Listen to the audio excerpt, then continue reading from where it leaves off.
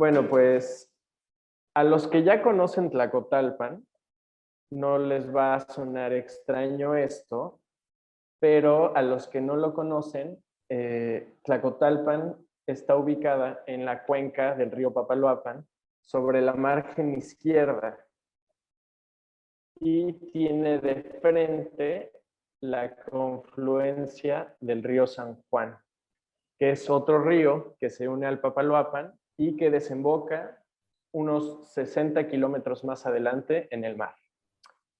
Su localización geográfica y su posición respecto a estos dos ríos han sido la razón de ser de sus orígenes como ciudad, de su desarrollo, de su apogeo y de su posterior decadencia. Esto quiere decir que el hecho que esté frente al río le ha dado todo, pero también le ha quitado todo, culturalmente, urbanísticamente y en su vida en general, en su historia. El poblado de Tlacotalpan tiene su inicio en la época prehispánica y su nombre, Tlacotlala, es de origen náhuatl. Esto nos proporciona una idea clara de su realidad física, de su condición de isla fluvial, porque Tlacotlala significa tierra entre aguas. Y aquí podemos ver un mapa de hace 200 años, en donde vemos cómo había un río, un tercer río, digamos, que rodeaba la isla por la parte de abajo y que no, en realidad no permitía que se uniera a la tierra. Posteriormente este río se secó y ahora Tlacotalpan ya no es más una isla. Pero en 1518, Pedro Alvarado es el explorador que visitó toda la zona del Papaloapan y estableció contacto con los primeros pobladores. Es este señor que vemos aquí, un explorador español que en 1518 estableció el primer contacto con los pobladores del lugar. Y bueno, y desde entonces Tlacotalpan ya aparece localizada en documentos oficiales y en relaciones que se tenía con la corona española. Luego en 1521, una vez consumada la conquista, se establece una alcaldía mayor en Tlacotalpan y los misioneros españoles le dan a la zona el nombre de San Cristóbal de Tlacotalpan.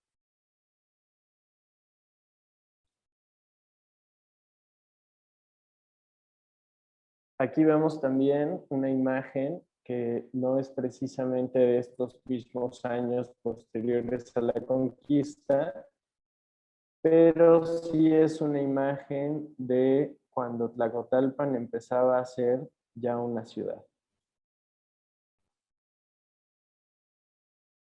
En 1580, Tlacotalpan recibe la consideración de pueblo cabecera y entonces empieza el trazado urbanístico y el asentamiento español que tiene su origen. Esta es otra imagen de ya siglos posteriores, pero nos da a entender un poco más el paso del tiempo, el contraste. Estos son los años 30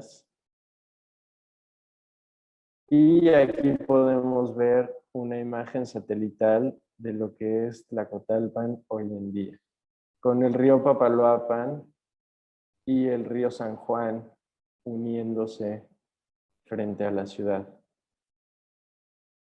En comparación, ¿no?, con lo que era antes, aquí lo podemos observar, cómo el río se secó y entonces ya no es más una isla. Y bueno, lo que les quería mencionar era que esta área es donde los primeros asentamientos españoles se dieron lugar. Esta área tiene como centro la Plaza Doña Marta, que es esto, Lo que antiguamente era así, ahora es así.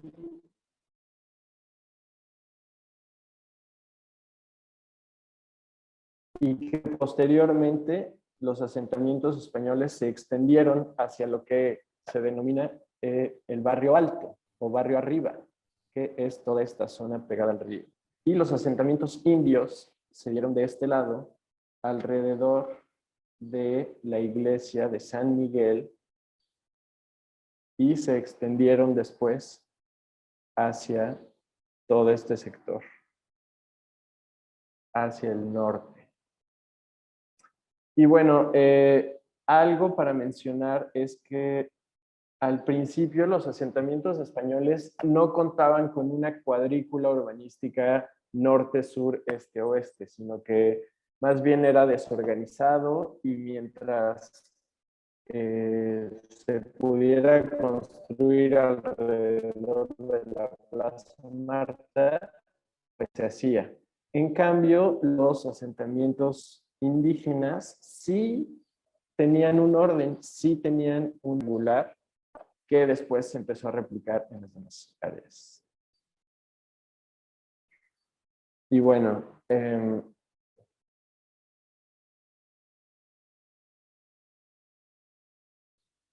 el río, el río le permitió a Tlacotalpan eh,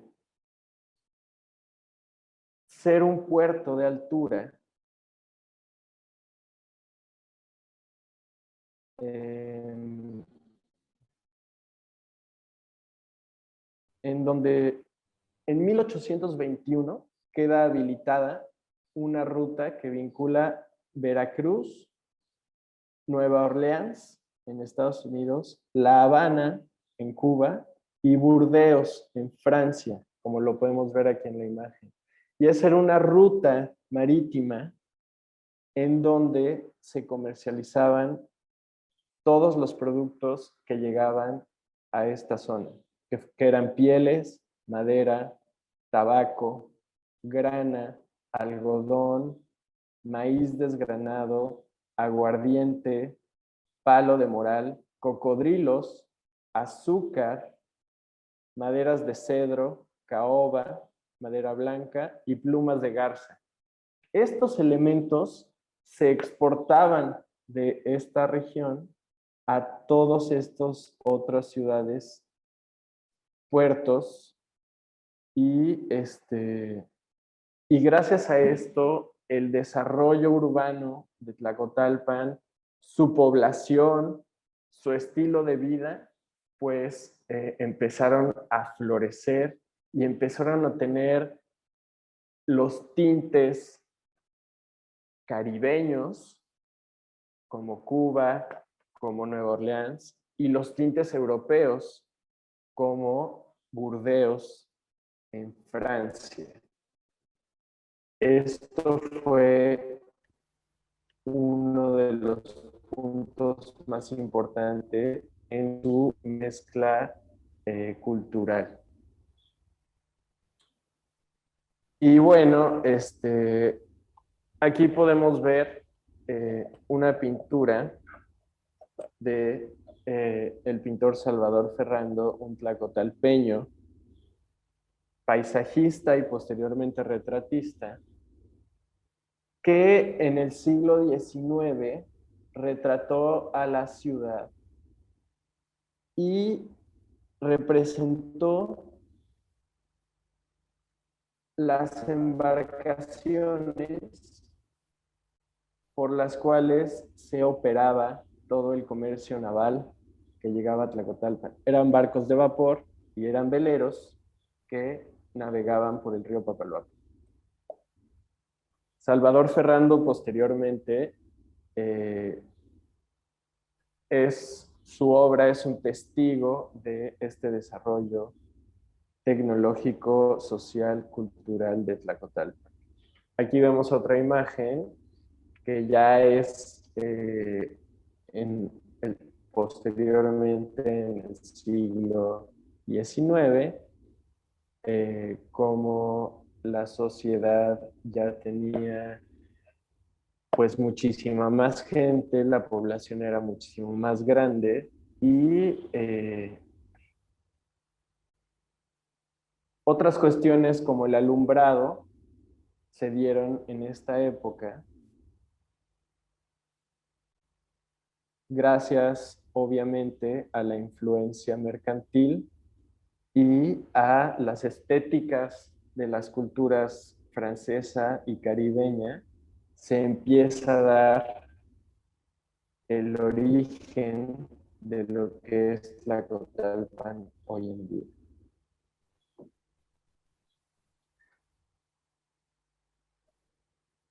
Este es el teatro Nezahualcóyotl, es lo que vemos hoy en día en el interior. Y se ordenó también su construcción ya en el siglo XIX. Eh, También se construye el Palacio Municipal, pero principalmente se le quiere dar a Tlacotalpan un estatus más importante con estas construcciones. Aquí vemos otra imagen de lo que es el mercado. Este edificio blanco es el mercado municipal. Y aquí vemos cómo el río pasaba casi enfrente del mercado, entonces pues permitía que las actividades mercantiles fueran directamente a dar a este lugar. Y aquí está, por ejemplo, una imagen actual de cómo el mercado, que es esta estructura en conjunto de varias naves, está separado por una avenida de un camellón bastante ancha y todavía por unos negocios que están a la orilla del río, en contraste con cómo el río antes quedaba justo a la orilla. Esta es otra imagen también de la plazuela que está frente al mercado. Entonces aquí podemos ver el contraste de lo que era Tlacotalpan y el tipo de embarcación que había. Todas de madera, bastante austeras, generalmente de vapor o veleros. Esta es otra imagen también, principios del siglo pasado, de los pescadores, que la pesca era después de el mercantilismo naval, era la actividad económica principal de Tlacotalpan, y que después, cuando dejó de ser una ciudad con un puerto de altura, pues se volvió, después de la ganadería, la principal actividad económica.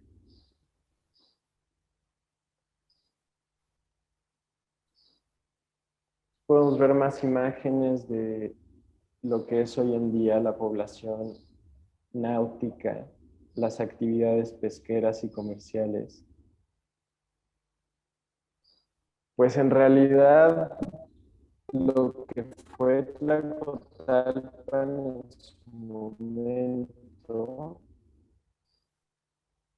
los barcos que venían de Cuba, que venían de Estados Unidos y de Francia, pues dejaron de entrar al puerto y se volvieron totalmente inaccesibles para la vida en Tlacotalpan, siendo que ya la actividad marítima se limitó a pequeñas lanchas con pescadores e incluso muy poca actividad turística.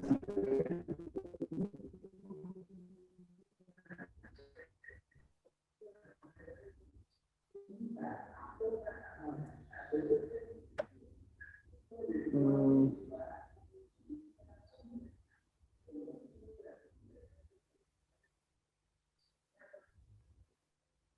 el trazo que empezó a desarrollar, el trazo urbano que empezó a desarrollar Tlacotalpan, sirvió como base para otro tipo de ciudades en donde también se daban las mismas condiciones geográficas, pero que surgieron posteriormente. Por ejemplo, Manaus, en Brasil, es una ciudad en medio del río Amazonas, en donde también se consideró hacer este tipo de traza urbana y que también tiene estas influencias arquitectónicas, lo cual se vuelve muy interesante porque comparten elementos de la arquitectura y de la cultura. Por ejemplo, esta es la Casa de Cultura en Tlacotalpan. Esta es una planta, una vista aérea de la ciudad y podemos ver el parecido. Y entonces, ¿por qué se piensa que se puede hacer la misma idea para ambas ciudades?